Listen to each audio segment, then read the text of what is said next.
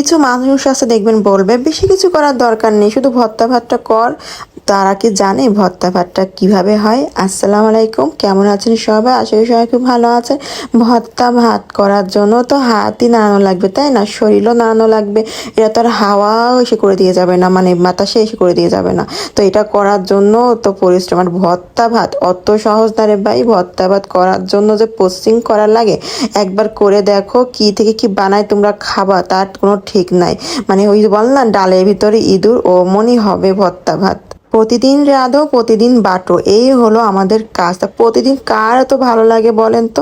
মানে মাঝে মাঝে একটু ইচ্ছা হয় যে ভর্তা বানাই একটু ভাত খাই, কিন্তু এই ভর্তাটা তো বানানোর জন্য যা পেঁয়াজ কাটো, ঝাল কাটো, এই করো ও করো, বাটা ঘষা, কম পরিশ্রম, প্রত্যেকটা কাজেরই পরিশ্রম। কিন্তু ঘরে থাকা মানে হচ্ছে আমরা আরাম করি, আমাদের কোনো কাজ নেই। আর যারা বাইরে টোটো টোটো করে কাজ করে তাদের হচ্ছে কাজ, তারা হচ্ছে ব্যস্ততা। ঘরে ঢুকে তারা এমন মুড নিবে দুনিয়ার সব তারা করে আসছে।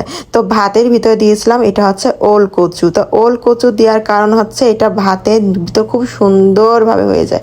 আর যখন আমরা এটা নিজেরা খাই তো ভাতে দিই, কিন্তু অনেকে আবার ভাতে দিলে খেতে চায় না, ভাতটা কেমন একটা লাল হয়ে যায় না। কিন্তু ভাতে দেওয়াতে এটা সিদ্ধটাও বেশ ভালো হয় আর খেতেও বেশ ভালো লাগে। তো এই অঞ্চলে তো একদমই আমি ওল কচু পাই না, তো আমার মা এটা দিয়ে পাঠাইছিল। তো আমরা তো এটা ভর্তা করে খেলাম, রান্না করে খেলাম, করতে করতে শেষ। যেহেতু মা পাঠাইছে বলে কথা, এক টুকরো তো ফেলা যাবে না, নষ্ট করা যাবে না। তো দুপুরে আর কি করব, দুপুরে ভর্তা করব, ভর্তা ভাত দিয়ে মন মতো করে ভাত খাবো। মনে করছিলাম হয়তো বেশি একটা সিদ্ধ হবে না, যার কারণে ভাতের ভিতর দিলাম। তার উপরে আবার হচ্ছে পাটা পুতা নিয়ে বসছে, কিন্তু এত নরম হয়ে গেল, মানে পাটার কোনো কাজ এখানে দরকার ছিল না। তারপরও যাই হোক, এভাবে সহজ হয়ে গেল। যারা যশোরে থাকে তারা খুব ভালো বলতে পারবে, কারণ যশোরের দিকে এই কচুটা খুব হয়, মানে বড় বড় গাছ থাকে, গাছগুলো দেখতেও কিন্তু বেশ ভালো থাকে। তো এখানে তো শুকনো মরিচটা বেশি করে দিব, আর হচ্ছে একটু রসুন আর পেঁয়াজটা হালকা একটু ভেজে নিলাম, যাতে করে কাঁচা গন্ধটা না থাকে। তো এটা বেশি করে আমার একটা কি অভ্যাস হয়েছে, যেদিনকে বাসায় ধনেপাতা থাকে না, আমার ওই দিনকেই ভর্তা খাওয়ার নেশা ওঠে। তো ভর্তা তো খেতেই হবে, ধনেপাতার জন্য তার ভর্তা খাওয়া অফ রাখা যায় না, কারণ ওইটা দিয়ে খেতে হবে কেন? হ্যাঁ, মানে সরিষার তেল কি মরে গেছে নাকি?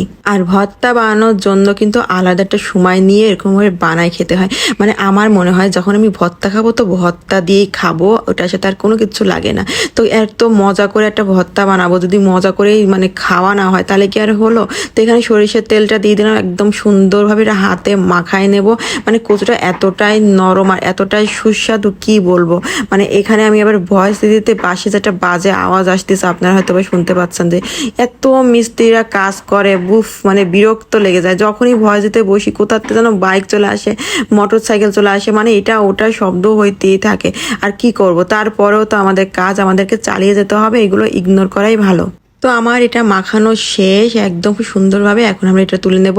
আর এটা খাওয়ার জন্য তো অবশ্যই গরম ভাত লাগবে না, তো গরম গরম ভাত আবার রেখে দিলে অনেক সময় ভাত ঠান্ডা হয়ে যায়, ওই ভাত খেয়ে কিন্তু মজা নেই। একদম চুলো থেকে নামাও, নামায় নিয়ে গরম ভাতের সাথে লেবু নিয়ে ব্যাস বসে পড়ো, ব্যাস তৃপ্তি সহকারে খেয়ে নাও দুপুরের খাবারটাতে। এই ভর্তাটা যার যার পছন্দ তারা অবশ্যই বাসাতে ট্রাই করো। আমার তো ভীষণ ভালো লাগে, মাকে বলে দিচ্ছি আবার আমার জন্য পাঠাই দিবা। আমার টেবিলে যেদিনকে ভর্তার প্ল্যান থাকে তো সেদিনকে ভর্তাই থাকবে, সেদিনকে আর অন্য কিচ্ছু থাকবে না, কারণ একটা জিনিস দিয়ে তৃপ্তি সহকারে খাওয়ার ভিতর অনেক শান্তি। তো কেমন লাগলো ভিডিওটা কিন্তু অবশ্যই জানিয়ে দিও, আর আমার পেজটা অবশ্যই ফলো দিতে কেউ ভুলো না। তো দুপুরবেলা এরকম গরম গরম ভাতের সাথে ভর্তাটা অবশ্যই সবাই ট্রাই করো, একদম ঝাল মেখে মেখে। সবাই ভালো থেকো, আল্লাহ হাফেজ।